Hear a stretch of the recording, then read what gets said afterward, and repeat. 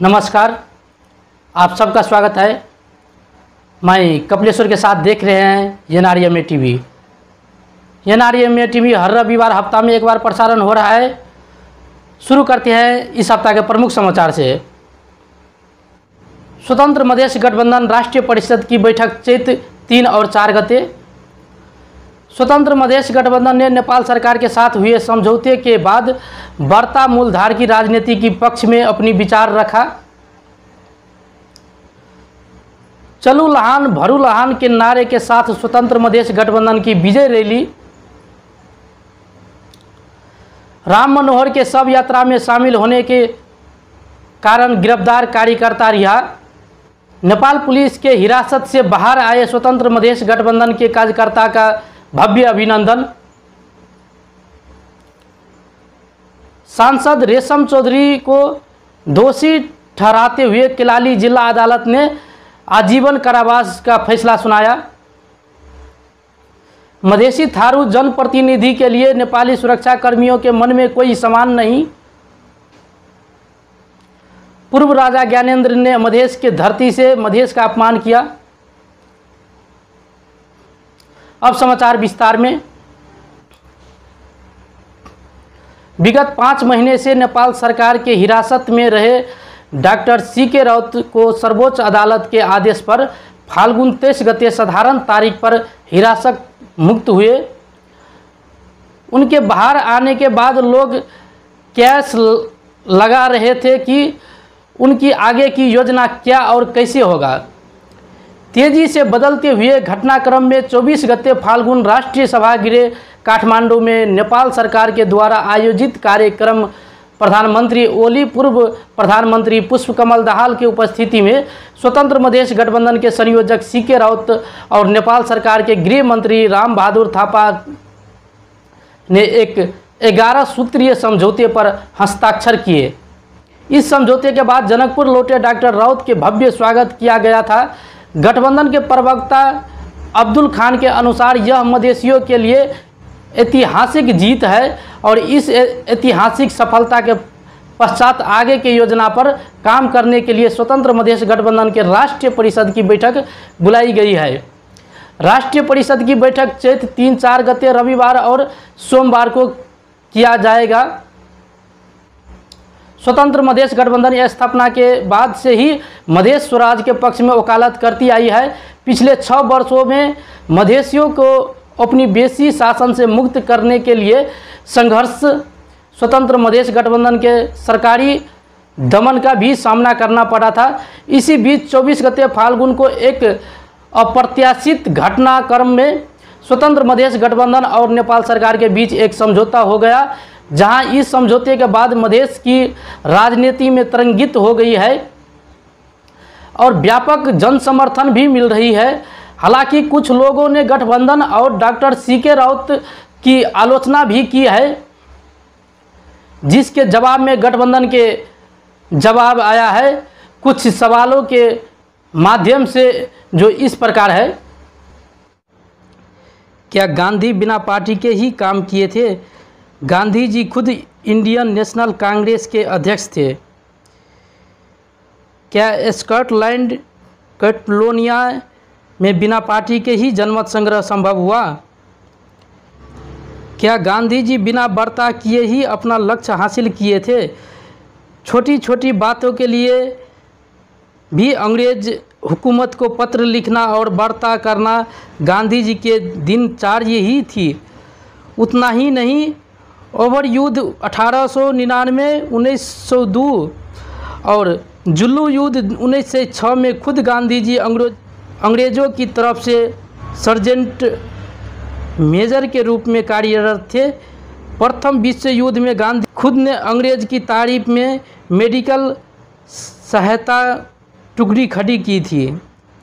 नेपाल में 17,000 की मृत्यु होने वाले मवादी जनयुद्ध के बाद ही अंत वार्ता ही हुई।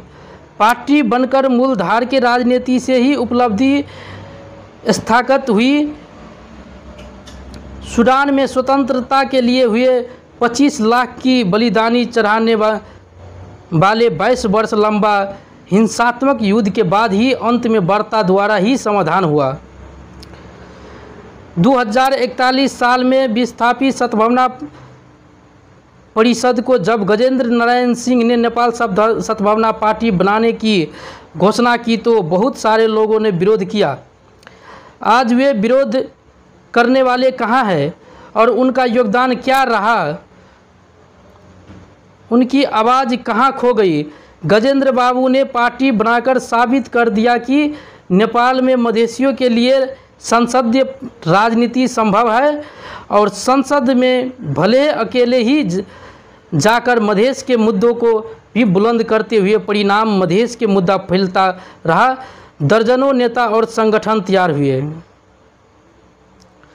उसी तरह 2063 साल में मधेश आंदोलन के पश्चात श्री उपेंद्र यादव ने भी वार्ता करके पार्टी बनाई और आज मधेसियों को जो भी कुछ हासिल हुआ है, चाहे मधेसी राष्ट्रपति बनने से लेकर के संहिता सहित को अधिकार संविधान में जो स्थगित हुआ है, उसका बड़ा योगदान है। उस वक्त भी वार्ता और पार्टी बना के कुछ लोगों असंतुष्ट थे।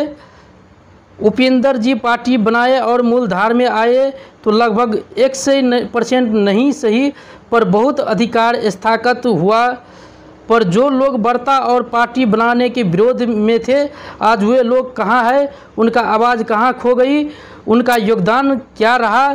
जो लोग वार्ता होने, पार्टी बनने, मूलधार में आने के रास्ते विरोध में उतरे, उनका वही हाल होना निश्चय है। इसीलिए कृपया भ्रम में न पड़े। जो होगा वो वार्ता के माध्यम से ही होगा। पार्टी बनाकर मूलधार की राजनीति से भी हर एक चीज़ हासिल किया जा सकता है। कैटलोनिया, स्कॉटलैंड उदाहरण सामने है। जनता के जो चाहिए वो खुद निर्वाचन आदि के मार्फत हासिल कर सकती है और करेगी।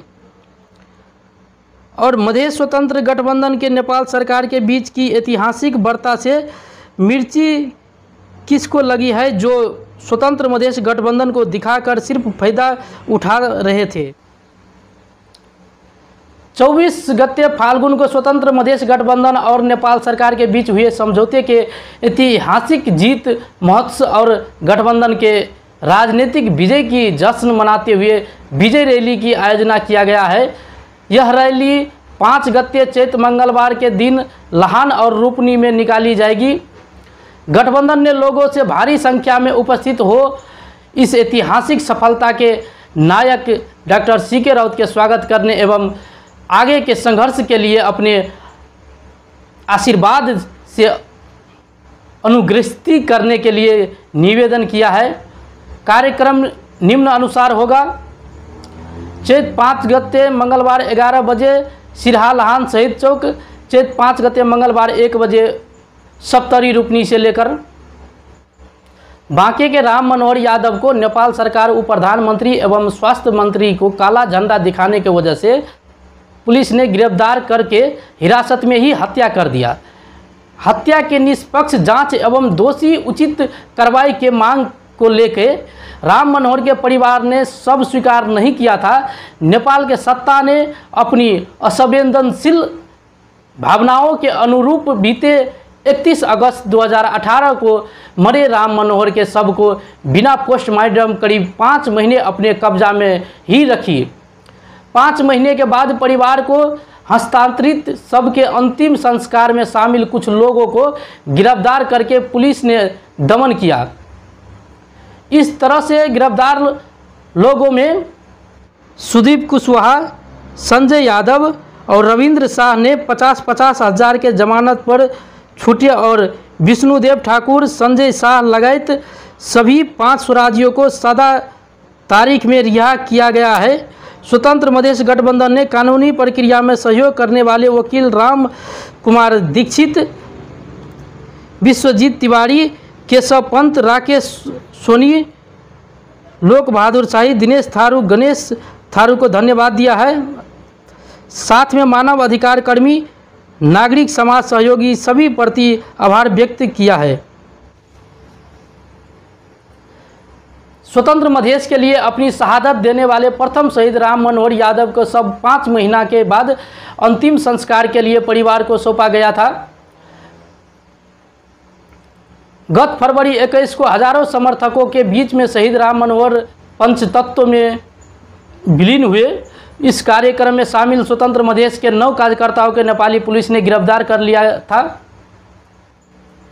इस तरह करीब 1 महीने के बंदी जीवन के बाद बाहर आए स्वराजियों को उनके गृह जिला में भव्य स्वागत किया गया। कैलाली जिला अदालत के न्यायाधीश परशुराम भट्टराय के इजलास ने टीकापुर घटना में राष्ट्रीय जनता पार्टी के निर्वाचित सांसद रेशम चौधरी लगायत 11 लोगों को दोषी करार देते हुए आजीवन कारावास की सजा सुनाई है। उसी मामला में 12 अन्य लोगों को दोषी ठहराते हुए 3 वर्ष कारावास और एक नाबालिग की दोषी ठहराते हुए 6 महीने की जेल सजाएं सुनाई है। 70 साल 7 गते एक घटना हुए कैलाली की टीकापुर में पुलिस और प्रदर्शनकारियों के बीच हुए तथा कथित मुठभेड़ में नेपाली पुलिस के एसपी सहित 8 पुलिस वाले मृत्यु हो गई थी। उस घटना के बाद थारू के ऊपर पुलिस के सहायता से व्यापक दमन होने का आरोप है और थारू अधिकार कर्मियों के षड्यंत्रपूर्ण तरीके से फंसाए जाने के भी आरोप है। घटना के बाद से भूमिगत हुए रेशम चौधरी ऊपर पुलिस ने मुख्य षड्यंत्रकारी होने का आरोप लगाया था। भूमिगत अवस्था में ही चौधरी अत्यधिक मत से सात सांसदीय निर्वाचन में विजय प्राप्त किए और फिर आत्मसमर्पण कर बंदी जीवन बिता रहे थे। बाद हाल ही में उनको सांसद पद का शपथ दिलाया गया था। हालांकि राजपा के सरकार में समर्थन आपसी लेने के बाद भी ओली सरकार को कोई खतरा नहीं है। जानकारों को मानना है कि कैलाली जिला के अदालत का फैसला पूर्वाग्रही एवं पक्षपातपूर्ण है और इसके पीछे नस्लवादी चिंतन हावी है।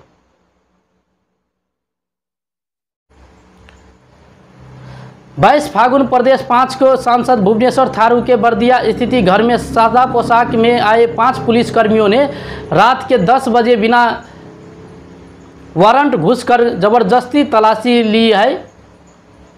सांसद थारू के अनुसार उनके उपस्थिति में उनकी पत्नी के आग्रह के बावजूद पुलिस वालों ने बदतमीजी करते हुए घर का दरवाज़ा जबरदस्ती खुलवाया और घर के गैरकानूनी रूप से तलाशी ली।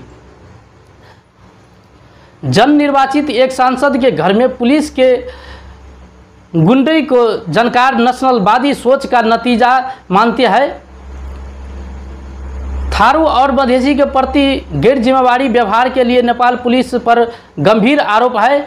ऐसे घटनाओं से नेपाल पुलिस नस्लवादी मानसिकता के होने को लेके कोई संशय बाकी नहीं रहेगा। राजतंत्र के समापित के बाद से ही राजतांत्रिक केंद्र बिंदु से दूर हुए नेपाल के पूर्व राजा समय समय पर देश के अलग अलग भागों के भ्रमण करते आए हैं। ऐसे भ्रमणों का उद्देश्य धार्मिक पर्यटन बताया जा रहा है, लेकिन विश्लेषकों का मानना है कि पूर्व राजा अपने लिए समर्थन हासिल करने की कोशिश में लगे हुए हैं और शायद राजतंत्र के पुनरागमन की आशा उनके मन में अभी भी है।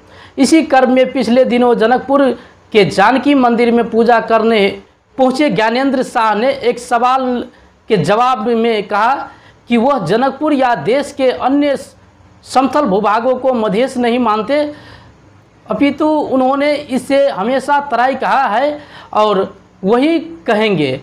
ज्ञात हो कि मधेश अपनी राजनीतिक संघर्ष पिछले कई दशकों से करती आई है और अब तक हमेशा एक सम्मानजनक स्थान नहीं मिल सका है।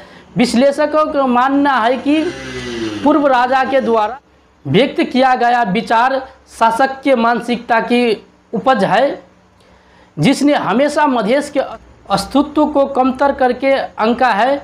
देखना है कि मधेश में इसको लेके क्या प्रक्रिया दिखाई देती है।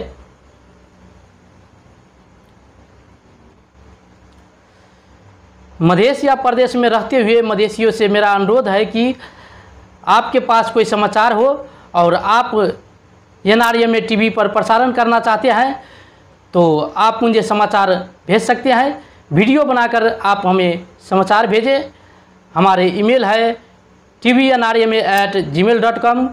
फिर से tvnrma@gmail.com।